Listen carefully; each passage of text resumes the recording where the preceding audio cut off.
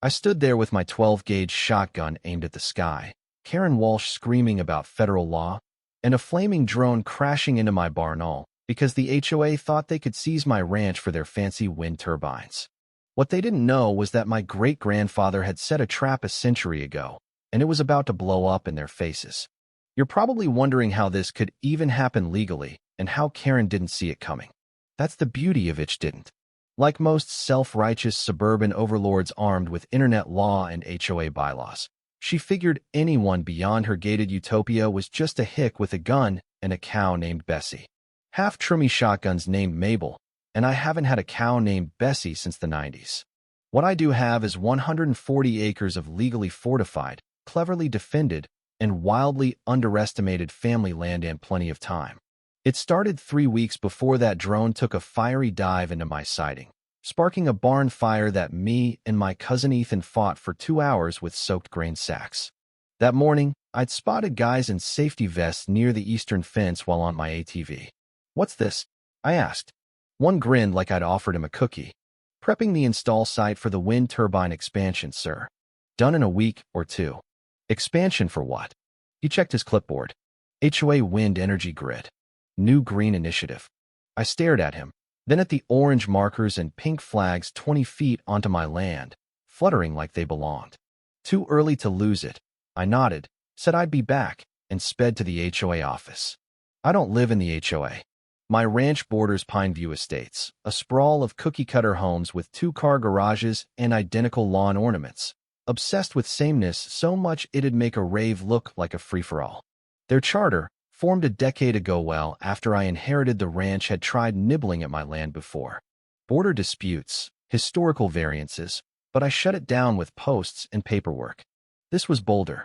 At the office, Karen Walsh, HOA president, real name Deborah, but she oozed Karen vibes, greeted me. "Tom Harlan, I'm the president, and we need your signature for our energy-sharing deal." She smiled like we were trading casserole recipes. "No," I said.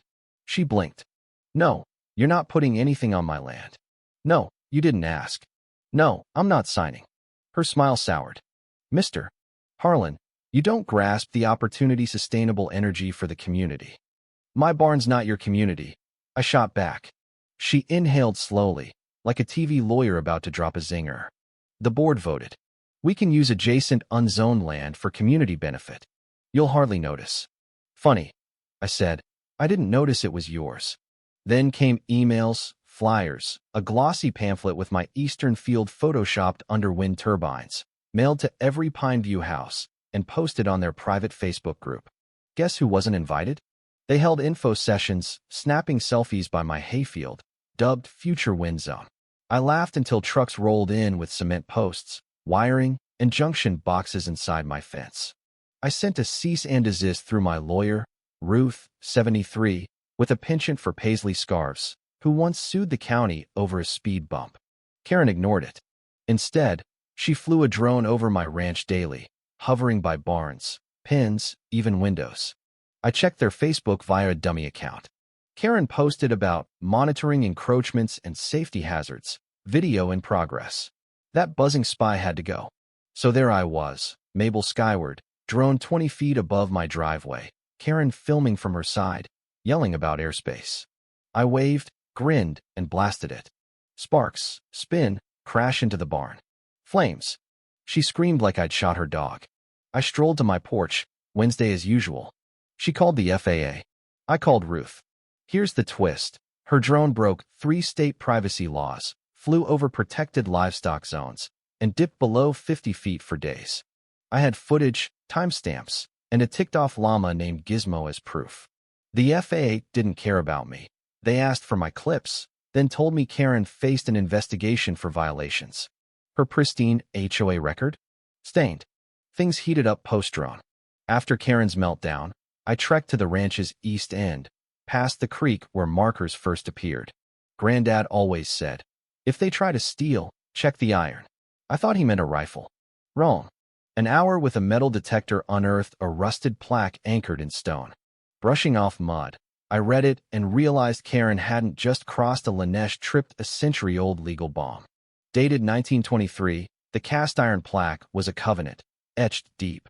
Construction on the eastern Harlan Ranch perimeter without consent triggered forfeiture land and structures reverted to the Harlan family, with survey coordinates and easement clauses. I laughed, spooking a deer. Great-granddad, an ornery cuss who loved whiskey and loathed entitled suits, once sued a telegraph company for crossing his fields. They paid up and let him file this covenant pure spite. 100 years later, it snared an HOA tyrant. I called Ruth, recited it. She raced over with a legal pad and gardening gloves. 3 hours of county records confirmed it filed, stamped, unchallenged, enforceable. Toast, she grinned. No title check before digging. Classic HOA arrogance. Now what? She scribbled. Certified letter. Let them dig deeper while we prep forfeiture. The HOA got the notice. Violation of covenant or face a land claim. I pictured Karen choking on her kombucha. She didn't retreat, posted a rant in the newsletter, accusing me of rural intimidation and anti-green vendettas with outdated laws. Ruth chuckled. She's burying herself. Karen doubled down, more workers, turbines, trenches. I filmed it all, even strapped a GoPro to Gizmo. Best footage ever. She sent another drone, bigger, noisier. I didn't shoot it. I waited, letting my roof and barn cams catch it dipping below 50 feet near horses, my niece kayaking time-stamped gold. Karen's email winked, enjoy the breeze. She was clueless. The FAA called. Her flights broke privacy and aviation laws, especially after she posted clips with hashtags like HOPER and Our Land Now. They laughed at that, hinting at fines or worse. Then, an HOA letter, not from Karen. The board suggested a community resolution, admitting budget overruns, neighbor gripes. I framed it in the barn. Then surveyors, not turbine crew, scan trenches. One muttered on the phone, it's beyond the boundary. Trouble. The HOA was waking up, too late. The town meeting was HOA damage control. Karen planned a unity speech. It became a legal ambush. The community center overflowed, Pineview folks drawn by drama, not wine. Karen, in pearls, oozed confidence. Rumors about the wind project need clearing. Legal misunderstandings. Our commitment to progress. Skipping her trespass, her drone felonies, she waved my cease and desist like a prop. This is obstructionism. Some cling to conspiracies over a cleaner future. I stood. Phones rose. Ruth, in a cardigan, whispered, "Get her, cowboy." I took the mic. You built on my land. Ignored every stop. That's not progress, it's theft. Murmurs grew. Karen cut in. I raised a hand. No title check, no surveyor. You dug on 5 generations of Harlan land. Your grid's on a 1923 covenant. Unauthorized builds forfeit to us. I held up the filing. Not a theory. Law. The room turned. Karen stammered, and the HOA collapsed. If you like this story, don't forget to subscribe to the channel and share it with family and friends. Thank you.